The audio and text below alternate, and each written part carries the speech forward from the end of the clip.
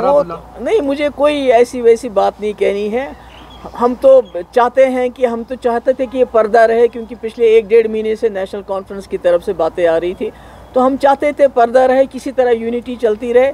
मेरे ख्याल में हमारे लिए उमर साहब ने क्या कहा वो मुद्दा नहीं है। हमारे लिए सामने बड़े मुद्दे हैं, जो हमारे नौजवान जेलों में पड़े हुए हैं, जो जर्नलिस्ट को एक दिन बेल मिल जाती है, जैसे ये सजाद गुल है, सुल्तान गुल है, तो उसको फिर दोबारा बंद कर दिया। तो हमारे लिए ये मुद्दे हैं, नौजवानों के मुद्दे हैं, हमारे तशख़्ख़ुस के मुद्दे हैं। मेरे ख्याल में हमें उसके लिए लड़ने की ज़रूरत है। आपस में उमर साहब ने क्या कहा, अब हम क्या कहेंगे, मुझे लगता है वो कोई बात नहीं है। जी, उमर साहब ने उसी प्रेस कॉन्फ्रेंस का हवाला देते हुए तो उन्होंने कहा कि 6 सीट पे शायद समझौता होना पॉसिबल नहीं था। ऐसे आने वाले असेंबली इलेक्शंस में हम अलायंस के लिए तैयार है, तो इसमें नहीं, मैं उसके पे जाना नहीं चाहता। मेरे लिए पार्लियामेंट में अलायंस होना बड़ी बात नहीं है, मेरे लिए यूनिटी, इत्तेहाद होना ज़्यादा ज़रूरी था। जैसे मैंने पहले कहा, अगर फारूक साहब ने एक मीटिंग लेके बुलाया होता, हमसे मशवरा किया होता कि भाई हम तीनों की तीनों सीटें लड़ना चाहते हैं, हमारे वर्कर नहीं मान रहे हैं, तो शायद हम 1 सीट की क्या 2 सीट की, हम भी 3 सीट की कुर्बानी दे सकते थे। कोई बड़ी बात नहीं थी, क्योंकि मुझे लगता है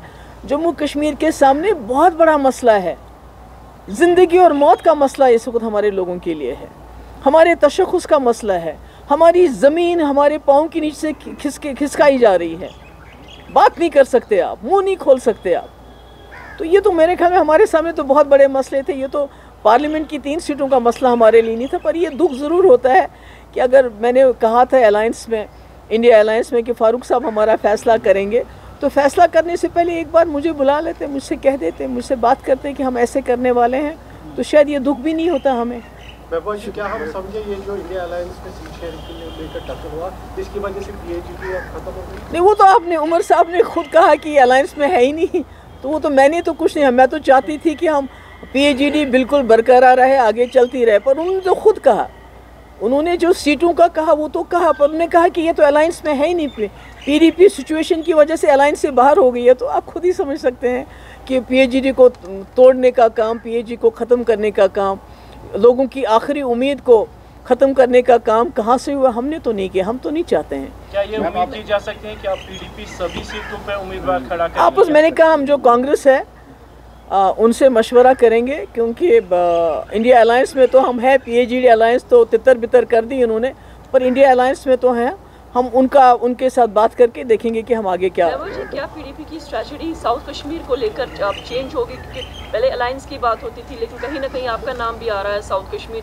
अनंतनाग सीट के लेकर। नहीं, अभी तो मैंने कहा ना, मिल बैठ के आपस में मशवरा करेंगे कि how to go about it, क्या करेंगे क्या नहीं करेंगे, वो अभी हम कोई इस वक्त मैं इन सारे सवालों का आपका जवाब नहीं दे सकती। उमर साहब ने कहा कि PDP जो थी 3रे नंबर पे थी, इसलिए वहाँ अलायंस की तो बात ही नहीं आ रही। नहीं, मैं तो नहीं जाऊंगी। 2014 में तो फारूक साहब हार गए, तो इसका मतलब है फिर वो इलेक्शन ही नहीं लड़ेंगे। उमर साहब गांधरबल से हार गए, 2014 में सुनवार से हार गए, तो इसका मतलब हार जीत तो चलती रहती है।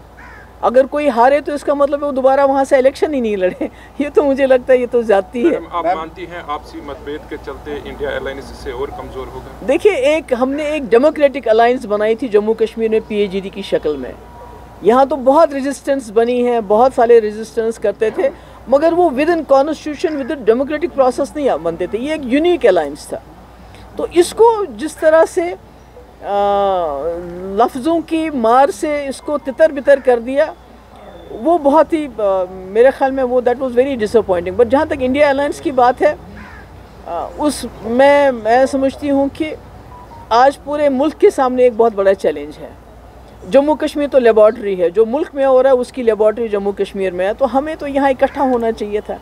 जब हम यहाँ तितर बितर हो गए तो उसका नेचुरली एक तो हो जाता है वो। मैम, 4 अगस्त 2019 के बाद हो गया, उम्मीदें जुड़ी थी PAGD के साथ, आपको नहीं लगता फिर से आज? अब क्या करूँ मैं, मैंने तो कोशिश की, हमने तो बहुत कोशिश की मेरे भाई, हमने तो बहुत मैंने तो फारूक साहब को ही बोला कि ये हमारे सबसे बड़े लीडर हैं, इनको फैसला करने दीजिए, ये फैसला जो करेंगे हमें कबूल होगा। मगर उन्होंने इतना नहीं सोचा कि मुझे बुला के मुझे बताएं, एक यकतरफा ऐलान कर दिया कि हम 3 की 3 सीटें लड़ें। कम से कम बुलाते, कहते कि हमारा वर्कर नहीं मान रहा है, हमारे एक्स लेजिस्लेटर नहीं मान रहा है, या कोई और परेशानी है, तो कम से कम PAGD तो नहीं टूटती ना, जिस तरह PAGD को इन्होंने आज मजाक बना दिया, वो नहीं होता। Anyway it's very very sad. आपको क्या लगता है लोगों के आपको ऊपर फिर से कैसे भरोसा बनेगा? आज फिर से लोगों के साथ खिलवाड़ हो गया, PAGD को नहीं, देखिए ना, हमने तो नहीं किया, आप जानते हैं हमने तो नहीं किया, हमने तो कोई खिलवाड़ नहीं किया।